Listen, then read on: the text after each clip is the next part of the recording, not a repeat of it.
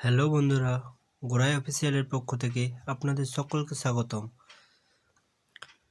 তো বন্ধুরা, আজ আমি আপনাদের দেখাবো গুগল পে অ্যাপ্লিকেশন কিভাবে ইউজ করবেন।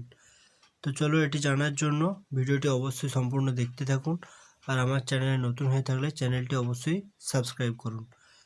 তো বন্ধুরা, প্রথমেই প্লে স্টোরে চলে যাবেন। প্লে স্টোরে যাওয়ার পর এখানে সার্চ দেবেন Google pay, GOOGLE Google pay. তো বন্ধুরা, সার্চ দেওয়ার পর আপনারা এই যে অপশানটি দেখতে পাচ্ছেন, এখানে আপনারা ইনস্টল করে নেবেন। তো চলো আমি এখান থেকে ইনস্টল করে নিচ্ছি। এই যে 22 MB অ্যাপ্লিকেশনটি রয়েছে, এটি আপনাদেরকে ইনস্টল করে নিতে হবে। তো বন্ধুরা, আপনারা দেখতে পাচ্ছেন এটি ইনস্টল হচ্ছে। তো বন্ধুরা, দেখতে পাচ্ছেন এটি ইনস্টল হয়ে গেছে। এবার আপনারা এখান থেকে ওপেন করে নেবেন। তো আমি ওপেন করে নিচ্ছি। ওপেন করে নেওয়ার পর অ্যালোয় অপশানে গিয়ে এটিকে অ্যালোয় করে নেবেন। এরপর আপনারা আপনাদের মোবাইলে যে সিম কার্ডটি এই মুহূর্তে লাগানো রয়েছে ওই নাম্বারটি এখানে দিয়ে দেবেন। তো আমি আমার মোবাইল নাম্বারটি এখানে দিয়ে নিচ্ছি। তো এরপর আপনারা কন্টিনিউ করে নেবেন এবং আপনাদের জিমেল অ্যাকাউন্টটি এখান থেকে সিলেক্ট করে নেবেন।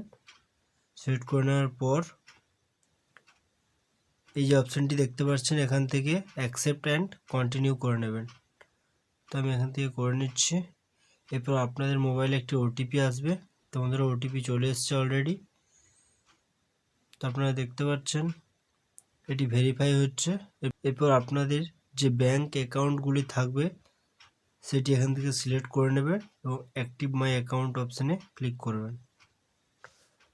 নেক্সট এখানে অ্যালোয় করে নেবেন। নেক্সট অ্যালোয় করবেন। তো বন্ধুরা, দেখতে পাচ্ছেন এটি ভেরিফাই হচ্ছে। দেখতে পাচ্ছেন এটি ব্যাংক অ্যাকাউন্টটি অ্যাড হয়ে গেছে। আপনারা চাইলে এখান থেকে সেট ইউপিআই নাম্বার করে নিতে পারেন। তো বন্ধুরা, আপনারা দেখতে পাচ্ছেন এটি পুরোপুরিভাবে ওপেন হয়ে গেছে অ্যাপ্লিকেশনটি। এরপর আপনারা এখান থেকে চাইলে ব্যাংক অ্যাকাউন্টটি অ্যাড করে নিতে পারেন। তার জন্য প্রোফাইল অপশানে যাবেন। প্রোফাইল অপশানে যাওয়ার পর এই ব্যাংক অ্যাকাউন্ট অপশানটি রয়েছে, আপনারা চাইলে এখানে অ্যাড ব্যাংক অ্যাকাউন্ট অপশানে গিয়ে আপনাদের যে ব্যাংকটি রয়েছে এখানে সার্চ দেবেন।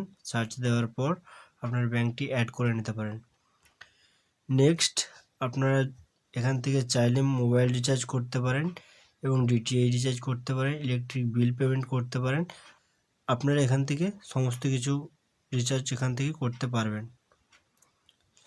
আপনারা চাইলে আপনাদের বন্ধুদেরকে টাকাও পাঠাতে পারেন।